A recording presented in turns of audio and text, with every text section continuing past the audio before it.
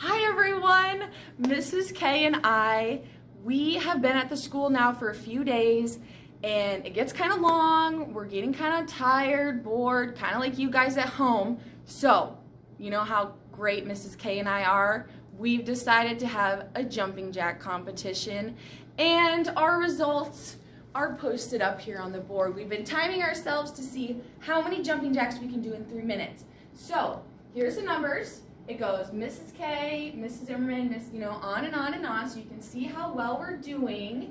And once we get here today, this is our results from today. And Mrs. K, what happened? I'm tired, Mrs. Zimmerman. I'm much, much older. And you know what? I need to save my time and my strength for the next math problem. Another math problem? Another math problem. So I'm pumped. I want to take this data from our jumping jacks and I want to find the range, the median, first quartile, third quartile, and interquartile range. We did that in our last problem. Let's practice again. So the first thing we do, we put those numbers in order. So I need to use a different colored pen here for you. So let's start with 126. That's our smallest number. And again, Mrs. K is checking them off as she does them.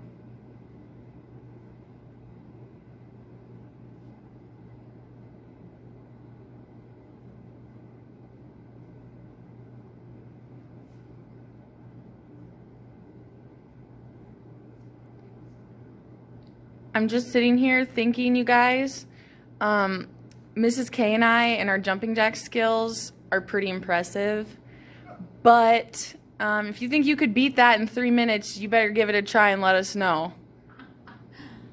I bet they can. I would bet so. Okay, I think Mrs. K, you forgot 160. Did I? Oh, I'm so glad you're here to help. That's what I'm for. Yep, we make a good team. All right. And you can count these numbers and make sure. I notice we have 9, and remember we've got an odd number because I didn't do it today. All right, so first thing, the range. The range is the difference between the highest number and the lowest number. So I'm going to take my high number, 160, and take away my low number, which is 126, and I get 34. Mrs. Zimmerman, you be sure to correct me if I make any mistakes, because usually I have my class to do that. You got it.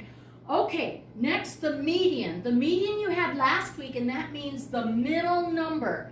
So again, I take my low position here and I count, and I'm jumping one at a time. And oh, I love this. It's this number right here. I'm going to put my arrow so I don't use that number. Remember, if that's a football game, that's halftime. All right, so 149. All right. First quartile, remember, is the end of the first quarter of the game. It is the median of the first half. Now, I can't use this number, so I'm going to start here, low and high, and find the median. The middle number is somewhere between these two, so I find the mean of those two numbers. I have 132, and of course, use your calculator. That's what real statisticians do. All right? And so I add those two numbers together and I get 274. John Anderson, would you please help? And I divide by 2. And I get 137. Now that's my first quartile. It's somewhere in between these two numbers. So that means I can use all these numbers. This one isn't pointing on a number. Okay, so we're going to do the third quartile next. Remember, the third quartile is the end of the third quarter. So if this is halftime and this is the end of the game, the third quartile is going to be somewhere in here. So to find that, remember, we can't use this number. We have the arrow on it. So we're going to start with this number and this number, low and high in the second half of the game. And we are going to find the middle of this. So we jump, and the middle is somewhere between these two numbers. So we're going to find the mean of these two numbers. We're adding them together and dividing by 2 because there are two numbers. And we get 310. When we add them together, divided by 2, and we get 155 for our third quartile. And that's a number that goes right in between here. Now the last thing we have to find is the interquartile range. Inter means inside. So the two inside quartiles are the second quartile and the third quartile. So we want to find the range from this arrow to this arrow. And to find range, remember, we subtract the lowest number from the highest number.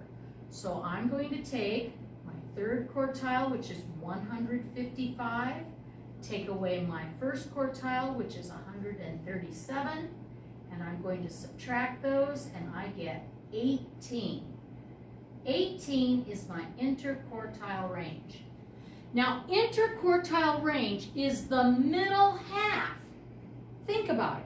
It's the middle half because this is a fourth, and this is a fourth, and that makes half, and this is a fourth, and this is a fourth, and that makes half.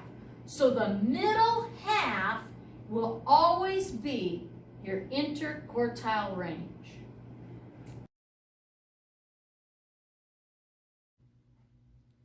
Wow, you guys, didn't Mrs. K do a great job teaching us interquartile range? So I'm kind of thinking, Mrs. K, now that we've done the math problem, how many jumping jacks do you think you could do now? Oh, I think I'm only good for 8 because that problem was exhausting.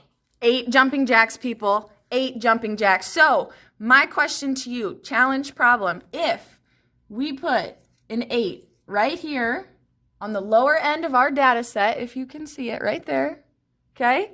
If we add an 8, Mrs. K's 8 jumping jacks, what would happen to the range, the median, first quartile, third quartile, interquartile range? Because, if you remember your vocab words, that number 8, it's an outlier. It's going to change things. I double dog dare you to figure it out.